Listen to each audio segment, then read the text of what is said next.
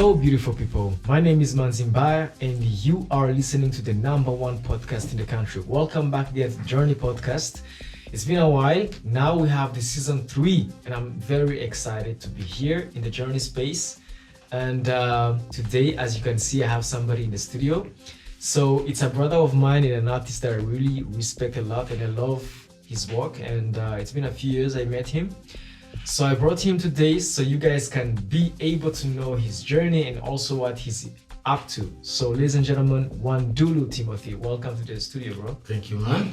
You're welcome, man. It's a pleasure being here. I've been waiting for a long time. Yeah. Man, I'm happy. You know, like we talked about it a few time ago, and I was trying to also work with the production team. You know, I feel like what I've learned in the past episodes, the season 1 and the season 2, is that I wanted to really create a platform, you know, a platform where people come and especially artists and creatives, they come and they, you know, they have this space where we can talk, but also share our experience and talk about the art industry, you know, and also for listeners listening, you know, for them to actually get to know the Rwandan art scene and the creative, you know, so like the industry. Definitely. Yeah. So I'm very excited that we are here, you know, and the studio is much bigger now, and yeah, I'm happy. On to bigger things, of course, you know. Yeah. So. Yeah, you know, welcome to the studio again. Thank you, man. Yeah. I'm very happy to be here. How are you today? I'm amazing, man. Yeah? I feel good. Nice. Yeah, Nyamirambo is always amazing. Yeah. Yeah, the energy can't be dismissed. That's why you have your studio there. Yeah. That's why I have my studio and gallery in Nyamirambo. It has always been like the space I had always wanted to gravitate towards too. When I first came to Rwanda, I used to live in Nyakabanda, close to Nyamirambo, and I'd go to the stadium, play soccer, go back home. So I have always felt like really pulled towards this neighborhood. Nice. And I'm really happy that I'm finally here and being able to express. Yeah, I'm happy. Yeah. You know, Nyamirambo is a special place. It is. It's a very special place. And now this takes me to ask you, like, to take you back, you know, to take you back in time. You know, now we know you as Wandulu Timothy, you know, this big artist, you have a lot of work, inspiring work, and I'm sure there's so many artists and also people who love art who would want to know your journey, you know, who want to know, like, how does the process of you working goes, how did you start, you know, if you would tell us like a bit of your story, you know, like how actually did you start your art? Did you go to an art school, or did you just by a passion develop that? I would say it was more of a miracle. I mean, being an artist, you can choose to be one, but at the same time, I feel like you can also not have a choice being one. You know, you find yourself being an artist. Like you see something and you feel like you have like a role to play saying something about it. And I think that's where I found myself. So I found myself in the margin of being like the artist with no choice. I had to be one, but at the same time making a conscious choice to be the actual artist I desire to be, because it is very easy to be directed in various directions. Yeah. But as per my art, I choose to like focus on ideas or concepts or themes that actually lead to people having a dialogue around social issues. It could be mental health, it could be educational issues, it could be health in general, but it's usually people's stories that I focus on and try to share, because I believe my experiences are not that distant from other people's experiences. Yeah. We all live in the same environment, we are all conditioned in the same way. So it's from that point or that vantage point that I try to develop my ideas on art and share publicly. Amazing. Yeah. So, because I saw your resume, you know, your biography, and I saw you were born in Uganda. Yeah. So how come you end up in Kigali? Man, it's a long story. So I grew up in Uganda until I was 20. And prior to being 20, I just met my dad when I was 19. So I was very excited, and he's like, you have siblings in Rwanda, you should go. And having grown up in Uganda, I think naturally I've always been a person who's adventurous. Yeah. So I feel like coming to Rwanda could actually avail me with an opportunity to advance in like my experimentations with like growth. As you grow, you tend to experiment quite a lot, and like Kampala is that energy. Yeah. So when I came here, I thought, I'm more like expanding my horizons. I came, met my family here, very much welcomed. It's been like an upward growth since then. And I just felt like the environment here provided me with a landscape to grow better. And I think it is where I've very much grown into the kind of person I am, helping me to nurture my character and also figuring out how to advance my mental frame in being an artist. You know? So I would say I didn't go to school for art, but in Uganda, like you're always open to explore and create. In school, you're taught art in a way, like draw this, set up, like on a table you draw whatever. But having switched environments, there was a lot that I feel like I needed to say. And that's what led me to the art that I do now, which is involving sharing people's stories that I feel I relate to. Yeah. Because recently me and you were in Bujumbura. Like 2 weeks ago. Yeah, 2 weeks ago. And if there is one thing I noticed with you, you were taking pictures everywhere, you know? Yeah. And actually, for me, I didn't really think about it the first time. I was like, maybe he's just a tourist, you know? He's taking pictures. Yeah. But then with that, I was like, but this guy is a storyteller.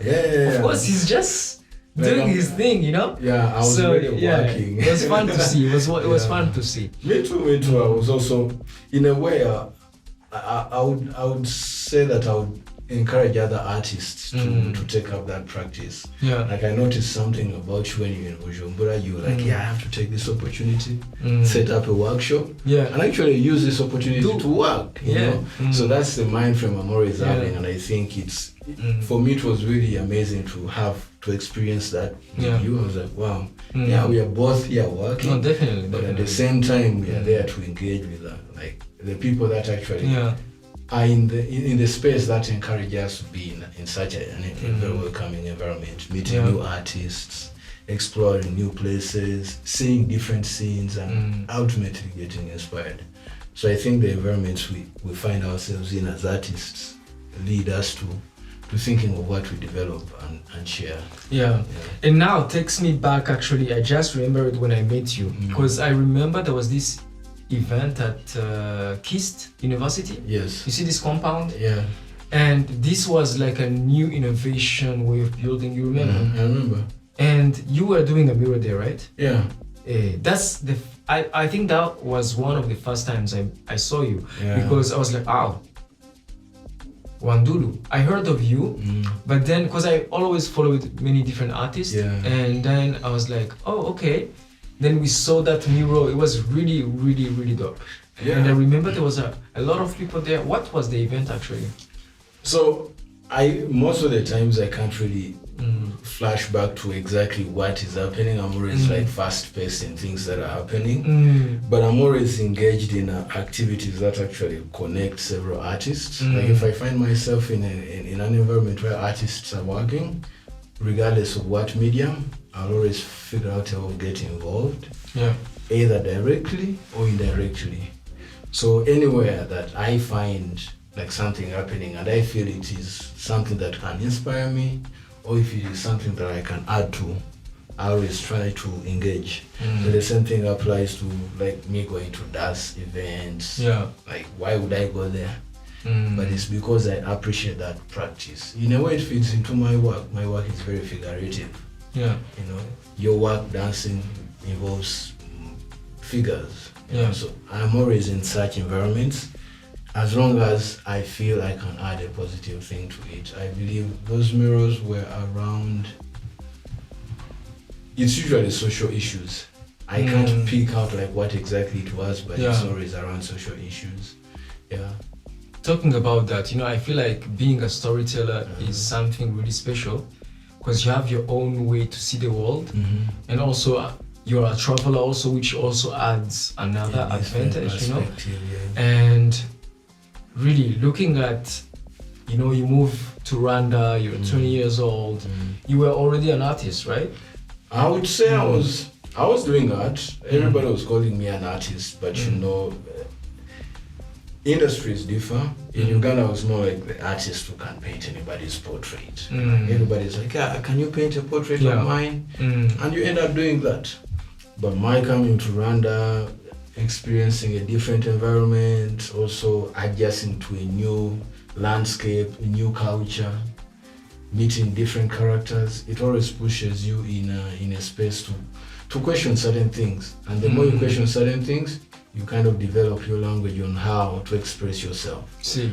So that led me to an area of experiments. I've done like drawings, just trying to express myself. I've written poetry, I have performed, I've come to painting, and I'm just doing all sorts of mixed medium paintings. But I'm not limited to that. I'm always experimenting and advancing. So I think for me as an artist, Rwanda has provided me like a landscape to work with. The society has provided me with like, I would say content or like a blank canvas to experiment with. So I'm always open to that, and that's why when I travel, I try to see like how does this environment relate to the environment I'm familiar with. I feel like I can always like camouflage in an environment. So that's amazing. It's not everybody who can do that, you know. But you develop it. I always tell my friend, you know, like you can travel the whole world, you can be in different countries, but you doesn't mean that you are actually a traveler. Because for me, the way I define a traveler, you go to a place, you appreciate the culture. It might be different from yours, but you appreciate it. You appreciate the food, the people, the energy. You know, you try to change the scenario for them. And I feel like people who are able to do that, it's a talent, because not everybody is able. Some people, you just travel to a country, and then you end up being in a hotel, from the hotel to the restaurant, from the restaurant to the hotel, you know. Then you fly back and you're like, okay, I was in Rwanda. But were you actually in Rwanda? Have you been to the cafes on Nyamirambo? Have you ate the chapati and beans? The pilau and everything. Right? Have you heard how people talk? You see? Did you read the signposts? So, have you went to Kimirongo market? Like, have you done all this small stuff, you know? So, now this take me back to, you know, because as a dancer, you know, sometimes when I travel, I meet different dancers and it's pretty nice. Also, what I get to realize, that's where my question is coming. I came to realize some places it's really easy to connect with dancers, but some places it's not. In some places I feel like, especially for me, when I talk about Europe, you know, I did a tour in the beginning of the year, and my experience with Europe, I come to find out that it was hard to reach to people.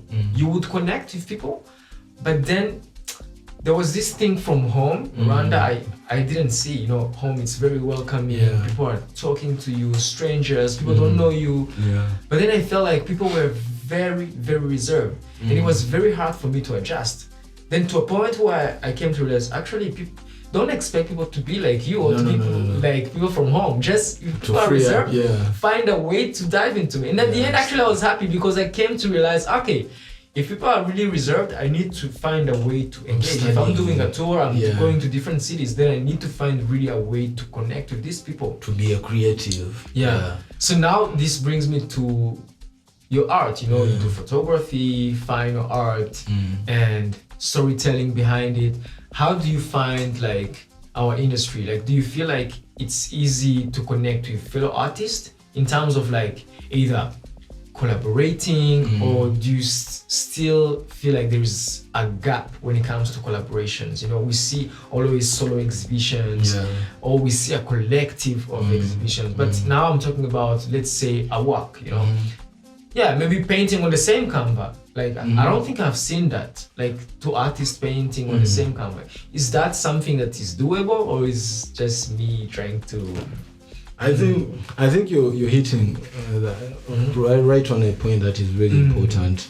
I think in Rwanda, like the industry in Rwanda it's an industry that has grown. The artists who have always been here, and the artists who are always going to come even after some artists either ends up wherever they end up. So I would say collaborating is something that is easy.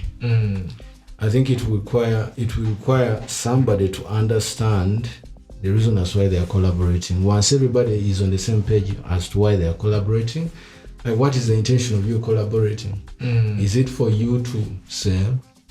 Yeah. Is it for you to actually develop your relationship as artists? Or is it for you to develop your practice as artists? Is it for you to develop your studio practice and presence as artists? So until one understands why they are doing that, it becomes easier. And also, I would say there's an issue that I usually refer to as a generational gap in a way with artists. Yeah. I come from Uganda, of a different generation. I meet artists here who are from here with their background of a different generation. So if I don't adhere to them and understand why they would be functioning in a different way, I'm going to miss out on important information that I would learn from. Yeah. So it takes for one to actually accept and be teachable in a way. Yeah. So that you accept, like, if somebody they've been here, so there is surely something I can learn from them, even though I know I can draw, paint nice. Can I calm down and be accepting to be taught from their perspective? And I think that is one thing I would advise artists to take up on. But collaborating is always there. Yeah. It's just with finding the reason as to why you really want that collaboration. Because it cannot just be like, you do art, I do art, let's work. There could always be a way of collaborating. Yeah. You know, we always collaborate. Somebody can ask you, like, man, I'm going to Nairobi, I need a contact of so and so. Yeah. That's a collaboration in a way. So it depends on how they push it. Sure. So I think in Rwanda we just need to turn up how we collaborate. But collaborations are always there. Yeah. And the more we do these collaborations, the better we grow, because we cannot always do the same thing after experiencing each other. Yeah. Yeah. Now you just talked about being taught, and that brings me in a room in my head where I find out that it's those strategies of actually collaborating, because I find out, as a performer, as a dancer, as a creative, I find out that in our beloved country, we artists are having a gap of generations, and I feel like that's something normal. Yeah, because me and you, inshallah, if you're still around, we are growing, and we're gonna become the ones who are in charge of certain things in a certain positions. And the question for me is, how can we actually work on that gap to make sure that gap becomes healthier? Because I feel like with my own experience, the gap sometimes becomes toxic. True. Because some people have been there, they are there, they have experience, they are in certain positions, and that sometimes I feel, with my own experience, I feel like it makes them not appreciate the upcoming people or the upcoming artists in terms of like maybe value, because we're all gonna have different values as humans. We have it doesn't mean that your values are better or mine are better. It just means we have different values and how and how actually to bring those values and understandings together and to see and to learn from it and to be like, okay, we're different, but our differences makes us who we are, and stronger. Yeah. And when you talk about that, sometimes I tend to see that fellow artists, some are not open to learn from new people. For example, I'm a dancer. I've been dancing for 15 years. I'm sure there is out there, we see them online, We see so many young dancers who are really talented when it comes to breakdancing, when it comes to Afro, so much talent. I'm not gonna be there and be like, I'm more experienced than you. You don't have anything to offer. That already brings that competition unhealthy. Because that one will grow thinking, when I grow up, Manzi is my mission. Instead, actually, the mission to become him, vice him, or her vice her, is just me against Manzi. That particular person. I think I think where I would say, because the whole general industry has not had like I would say a standardized backbone on how it should function, of which is also okay. But I think when as creatives, when we grow through certain experiences, they show us that like this is what I've experienced and I feel like I'm deserving to be where I am. So when you feel challenged, you have to go through this also. Yes. And that's the mindset some people carry. But you cannot blame them. It's just that there has never been platforms that actually allow artists to open up about this. Which makes us change makers. And this is why such a platform is really important, to be able to have like that idea put out. You know, what you speak about, it's not coming from a random place. You know, these are experiences everybody goes through. It's just that some people can't either open up about them, but having a platform where we can discuss these. And this is a very nice platform to be able to document this. You know, when you talk about that, I'm gonna try to be vulnerable to our listeners. You know, like when I started this podcast, you know, I started it in 2020. It was in the middle of a pandemic. It was in September, but then I really wanted to do, because in the past years I tried to do TV shows, but then I was like, I need to do something where I don't have to, because you know I'm spending my time doing rehearsals, gigs, classes, and I was like, I need to find something that doesn't take so much time from me, because for me to work with TV stations was taking a lot of time, you know, and I wanted to do something that was new. And when I came to podcasting, I was like, actually, because I heard from a friend Nadia, she was the one talking about, actually Manzi, do you listen to podcasts? I was like, no. Do you know podcasting? I was like, no. Then from that, I went on my research and I found out podcasting, and I was like, oh, this is interesting. Then from that day, I was like, okay, what can I do? Then this name, The Journey Podcast, just popped out in my head. And I was like, The Journey Podcast. Because it's always a journey. I'm on a journey, you know? And then from there, you know, obviously my experience, guys, when you're listening to this, for me, it was not easy to produce this podcast, because I came to realize that sometimes, you know, like right now we have 8-Ball working on the sound, you know, we have Nikupe behind the camera. So it's always hard to find a team that is consistent to work with, you know, because I'm not going to set all these lights and record at the same time, check the camera. So I need people to facilitate and help you do this. And to do that, and also to finance, you know, to have the studio set up, the materials and everything. Then my experience in the last two seasons was that it was hard to keep that consistency. And I'm sure listeners have seen it, you know, the ones who are still following, you know. And what I can tell you guys, it's not been easy, but it's been a fun process, because I knew that this day would come. That I'll be back in the studio, that will make again the episode, that I will have people who have the same vision, who are, you know, who see the goal and the vision of this podcast, you know. And honestly, what we're talking about, this is a platform for us. Because I came to realize also, so many artists I meet with, you know, so many painters, musicians, choreographers, dancers, comedians, and then we meet and I'm like, okay, I know this girl, I know this dude, but I actually don't know their background. And that's sad, you know. We're in the same industry. The only time we meet in a gig. On social It's also fine, but I was also, what can I contribute? What, as an artist and as a creative who did mass communication in university, what can I really contribute to this scene? You know, and that's when the Journey Podcast pops up in my head, and I was like, oh, okay.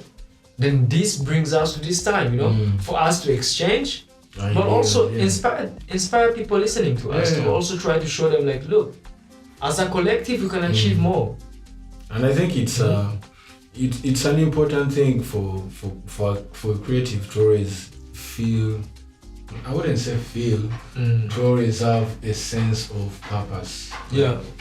For your society, or for your society in general. Including your peers, including whoever is going to come after you. Or even those who are here that need that spark to be inspired. Like, it's important for us to be able to actually have this things talked about, have platforms to share that, and be open to each other. Yeah. And I think that will root out most of the things of like misunderstanding each other. Yeah. And having like concrete conclusions about one another, yet we haven't shared. Definitely. So once you're on such a platform, I think it's a great way to let people know you. Yeah, and I feel like also, I don't know, you know, sometimes I meet people and they're like, oh my God, you're humble, you're nice. And I'm They're like, surprised. what do you mean? We see you on Instagram with these pictures, there you're posing, we see you dancing. I'm like, yeah, you need to get to know me better. yeah, just because you see me posing in a certain way doesn't mean that obviously it can create a certain character online, you know, like, you know, sometimes you're like Batman thing, you know, you're like acting out, and you're being an artist. Yeah, you're just there playing a character, you know. So sometimes people don't actually know you, they real you and get to talk to you. So, you know, I'm happy always to find this time for us to record and people can see who is Wandulu, you know. Oh, we thought Wandulu was just a quiet guy who's just doing his art in the studio. Oh, he can actually talk, you know. So I think for artists, I believe artists will portray our character in our work, and I think it's important, you know. Yeah. It's important to be like honest to yourself in a way so that you actually open up to everybody. Yeah. Not everybody will interpret your work in the way you desire. Yeah. But it's also up to you to actually make that work easy. And I think being able to open up on such a platform is a process of you letting people know about your work. And when I mean people, it's like everybody who's going to be listening to us. I'm sure there's something they can pick out. And when I also listen back to this, there's something I can learn about myself. And I think that's the core belief I have about sharing, like in general, my work. Like I can enjoy my work myself first. And I think that is something I also push for people or other artists. Just like you enjoy your work here. Because you learn from it, you're teaching others, and I think that is a worthwhile purpose. No, definitely. And also, like, let's not deny it. When we grow up, we didn't have podcasting, you know. The only thing we had when we look at RBA, for example, was TV shows that either we'll talk about sports, we'll talk about brand new music, top 5 music, you know, or movies or theater, something like that, or traditional shows. But I really, really, really lacked a platform where I would sit with artists. You would see somebody sitting with artists and creative, because we grew up in a society where being an artist is something shunned, weird, or not valued. People and understand people. You know, if there is no market and there is no artists that are doing change, even people, being vocal.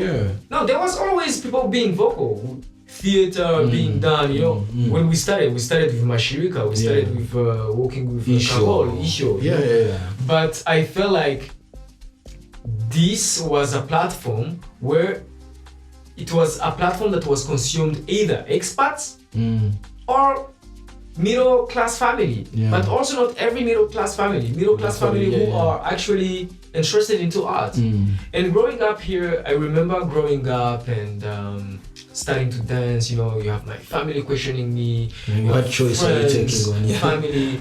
And then I was like, when I started this podcast, that was the idea behind. I was like, I don't wish my little brother who are out there, or little sister who is starting to be, you know, you start, you're confused, you don't know where to start, you know, to be misguided. So the Journey podcast is for them, and if you're listening to this, please share to fellow artists, for us to really make this bigger, get to know each other. And when we meet, like definitely approach people and be like, what's up? You talked about this, but maybe you have more light around it, you know. I mean, for me personally, I'm always open to talking. I think I can get to talk a lot sometimes. Now, talking about talking, let's talk about your studio. And a bit of how you started the studio, where it's going, your current projects. I would say I've always been an artist or an individual that likes challenging myself and not challenging myself as per se in ideologies, but in looking at things in general. Yeah. Things that impact me in return impact my environment. Yeah. So the studio develops from having experienced environments that I was like, this is amazing. But then I'm like, yeah, I could do this. I could try this. It can be challenging for me, and that's what I want. Yeah. So the studio was officially registered in 2015, and I was having an agenda of pushing certain work that I wanted for myself that wouldn't be accepted in other environments because it was labeled not art. So, and it's been an interesting journey. It's been a great learning experience for me as a young, I would say, entrepreneur. Yeah. But as an artist, I learn a lot of things, like how do you run a studio. It's not only about like I can make a cool painting and that's it. As artists, I think we take on so many roles because the landscape of the human resources that we have to actually look up to help us run certain things, we are not educated on how like to work with them. Yeah. So you learn from experience. I would say it's been an amazing experience, mostly because I wanted my space to be very socially accessible. In general, artists always end up in spaces like, you get a big house in a fence, and once you have a gate, it is very hard for anybody in public or in general, Rwandans, to actually access it. And I didn't want that for my studio. And in general, I wanted it to be a place for me to develop my practice.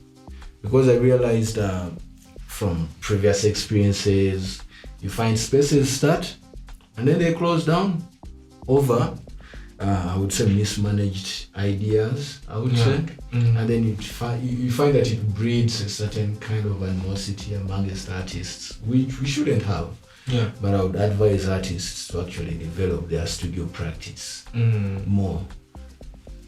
Defining a studio is it's an easy term, but a space where you work from to develop your ideas before you share it out there. Nice. So once you find yourself in a space where everybody is using the same space to share the ideas, you always end up like having some issues with each other, which I think it is also okay. It avails you with scenes or scenarios to learn from. Yeah. So for me, my studio has now ended up in Nyamirambo, a very lively space that I've always dreamed about.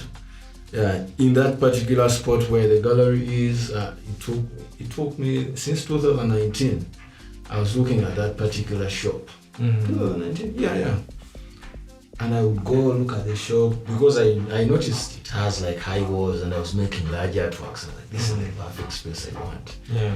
But I was already having somebody in there. And then luckily COVID came in and then businesses started closing. I also didn't have money, but being like an ambitious guy, I just went, called the landlord, and I was like, I want this space. This is my plan. And this is what I do. And he just believed in me. He was like, you can have the space as long as you like follow through with what you say. And that was my challenge. Yeah. And I like challenges, so that's how it stood, and it's been 3 years in individual through COVID and everything. Yeah, it's been an amazing experience. There's a lot of personal challenges that I've faced. There's a lot of social challenges I faced. Yeah. But that is what fits into my art. Yeah, the studio is standing strong. Amazing. Yeah. Talking about challenges, I feel like sometimes we are afraid of challenges. Yeah. And actually we learn from challenges. Yeah. We have challenges, and those challenges at the end, we learn from it, and we are winning at the end, because those challenges, when they come next time, we know how to deal with them. How to face them. And it's like when you run away from a particular challenge, it's like you're storing it somewhere. Yeah. You see a challenge is here. And you clearly see it. So when you bypass it, it's not like it's gone. Once you again focus on something else, your mind is always looking at that other challenge. So you end up accumulating all these things, and it would affect your mental health. It would affect how you work. It would affect how you relate with people. So I think for me, one thing I guess I'm just sometimes too patient. Yeah. But when I choose to like get done with something, it's because I thought about it and I want it to be done. You know, so that helps me like conquering certain challenges so that I don't have to struggle with anything else. Yeah. I think that's something people can learn from you, you know. Because honestly, like when you talk about that, it's not about giving up. It's about enjoying that process, you know, going through that process and also enjoy it.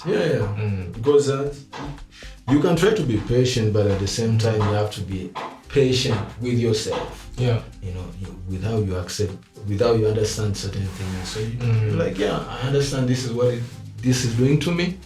And I think if I face this challenge now, I believe I'll be better. And once you have the mental strength to do that, I mean, nothing can break you. Yeah. That's good. Yeah, I think it's good and important for artists to develop that mental strength, because when you're out in the field, when you face so many challenges, it's real. Even personal, like self-imposed beliefs and whatever. So if you develop that mind frame, I think it helps you. You sleep better. Now talking about being conscious on that mental health state.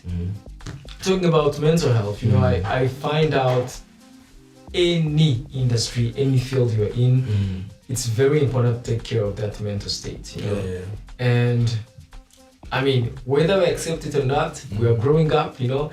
And when you grow up and you start to hit reality, you get to realize how much is very important to be healthy out, like here, and also that I feel like it helps to know yourself even much better. You step into yourself. Definitely. And by doing that, I feel like even what you offer in terms of your work, your art, is more authentic. It's healthy. I think it's important, like because if you forego like that emotion, like it will always show up in some other form.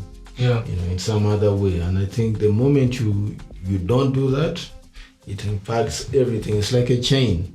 If you're cycling and one loop is out, like there's no way you're going. You can still be on a bike, it will run, but you get to a certain point where things are like this and then you can't go further. So I think it's just important to fix those things before you actually start again pushing that bike when you shouldn't. You know. And also, when we talk about that, it's also sometimes people are different. We need to know what's good for us and what's not good for us. And I think everybody is aware of what is good for them. It's just having the fear of like accepting, like, this is where my weaknesses are and these are my challenges. Let me just face them, you know? You get to a point, my mom used to say that there's nothing you do that you're not aware of. Like, you know what you're doing. By the time you make that act, you know, you clearly see what you're doing. There's no foolery around what you're doing. You just have to be honest with yourself about your actions. So I think once you're there, then of course, turakura, like you can't be beaten for saying what you feel or doing what you do, but there are consequences to it, and accepting them, given at whatever level you are. Let's say you've foregone a certain mistake or foregone a certain mental state, and you're in a different state, and if you find it challenging, you start from there. There's no need or reason to feel like it's been this much time, it's fine. Like wherever you find yourself at, you start from there. Nice. No, definitely. So now it brings me to a time where I ask you a question, because for myself, I always ask my question that, so we talked about when you were 20 years old, when you moved to Kigali, you know, you were already an artist, and when you came here, you know, there was a different scenario, different scene, society. And I want to ask you a question. When you look, now you are successful artist, you are out there inspiring people, doing your thing, and when you look back, when you were 20, what could you have done better? And the reason why I ask you this question is for actually inspiring the 20 years old girl or boy out there who is actually a little bit confused, or is doing his thing or her thing, but they need some advice from an experienced artist like you, you know. what would you tell the Wandulu Timothy? Like the 20 years old Wandulu Timothy who just moved to Kigali, he's very hungry, ambitious. Yeah. What I mean, obviously you've done better because you're here. But what could you have done better that you, when you look back?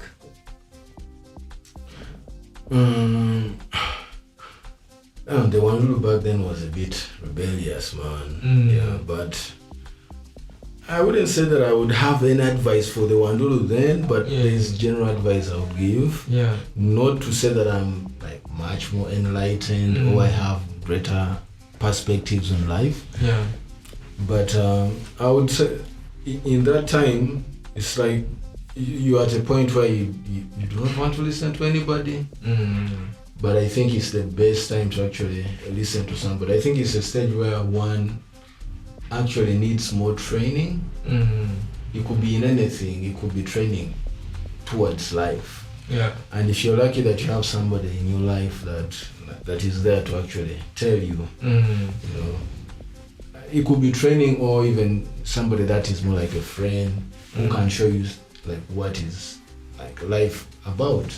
Yeah. I think it's the best thing to do because once you have that space to learn from and explore, it helps you later on to navigate challenges that you would rather have foregone when you were growing up.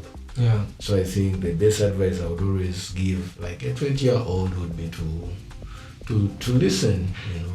Yeah. Sometimes you can hear but you don't listen. Yeah. You just hear. It's going from here to here. Yeah. Yeah. You can also hear things, but you have to listen to them. Like, what's that about? You know. So that's the advice I would tell. Like I've always been a great observer, and that's part of listening. You can listen with your eyes, like see and pick out what is important for you, or even just be attentive and listen, not just hearing. So that's the advice I would give.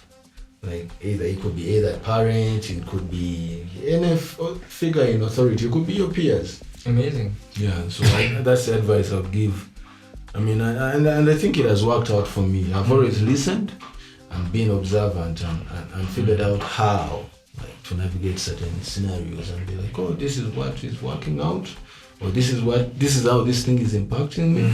I'll do ABC so that I become ABC, you know, and I think that's a quality I pride myself in. It has been very important for me. Yeah. Some people call it intuition, but intuition without aspiration or influence from elsewhere is also very hard to navigate. Yeah. So you should always listen to somebody or something. You could even be listening to yourself, how you feel. Definitely. Yeah. That brings me also to a point where I always say this. Trusting your intuition, believing in yourself before anything else, and also have that, of course, side where you're listening. Like I've listened to myself, and oh, now this is what I feel, and somebody's telling me this is actually what it is, and then I'm like, I have to make the judgment between the two, balance. Yeah, and balance it out.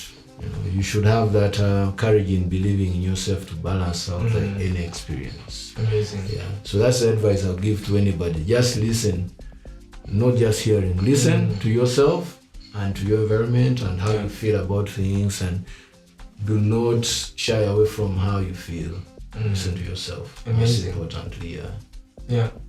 And also, if there is something I would add, making sure you seek to be in those rooms where you have people where you can learn from. Yeah. Not those people who actually, even what you had, they will take out. Yeah, and then discard you. Yeah, no, definitely. Yeah, I think, true. And I think listening to yourself will always lead you to expressing how you authentically feel. And that is what actually opens up you to certain opportunities, and it gives you a space for it gives other people space to understand you, like, oh, if he's if he's doing this, it's because it's coming from somewhere. And since they don't have like an influence on what you're doing, because you listen to yourself, they're like, this is different. We've not been part of this, we should see what's going on. And that's how you grow, I would say, your practice as an artist, but your character in general in society. Because if you're to listen to everybody, it's like you're all going to end up being robots, you know, in a way. Oh, definitely. So you have to have your intuition actually play a bigger role in that. I really agree with you. Yeah. Because this really, personally, it brings back this fear. This fear I always had when I was young, you know, when I was starting to dance, when I was starting to admire music, art, everything, performing. And it was tough, man. It was tough. And it's still, there's so many challenges, you know. And us sitting here, actually, in a blink, in a moment, I'm like, oh, I'm doing me since. Yeah, this has happened. It's been 15 years and I'm doing me, you know. And there's nothing like much more rewarding than like definitely looking at it like, man, imagine I'm doing me. You've not disappointed the younger you. Definitely, I'm being my own architect. For my you design life, your life. Yeah, and it's that's amazing. what being an artist is. No, definitely. Yeah. Big up to yourself, man. Thanks, man. No? Yeah. Guys, I hope having Wandulu was amazing, you know, in the studio. I hope you guys enjoyed the episode. And one thing I want to say, I want you to share your social handles, you know, so people can follow you on Instagram, your thread, now it's not Twitter anymore, it's X. And anything that people can see your work, can follow you, can engage with you.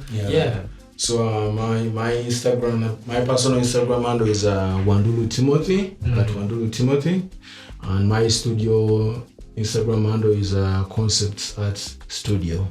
Yeah, and then the location is in Nyamirambo, man. Just come through, look for whoever they call Rasta, you'll find me. Yeah. That's it. I don't have so much on social media, but I'm accessible. Nice. Amazing. We're gonna make sure that we also put your handles while we share this episode on our YouTube and on our Instagram pages and Facebook and everything. Yeah, this was amazing. Thank you to the team behind. Thank you to the camera guy, to the sound engineer. Everything was nice. Thanks to you. Yeah, thanks for giving me time, man. No, really. Thank you for coming. You know, it's not always easy to catch artists like you because you're always at the studio, you're working. I understand that, you know. So we made this happen. Amazing. And I hope young people out there, artists, and they get to see a side of you they didn't know. And also having new people coming to your work. Definitely. So this is amazing. Guys, you are listening to the #1 podcast in the country. And this was the Journey Podcast, and I'm your host, Manzi Mbaya. Thank you guys so much. See you to the next episode.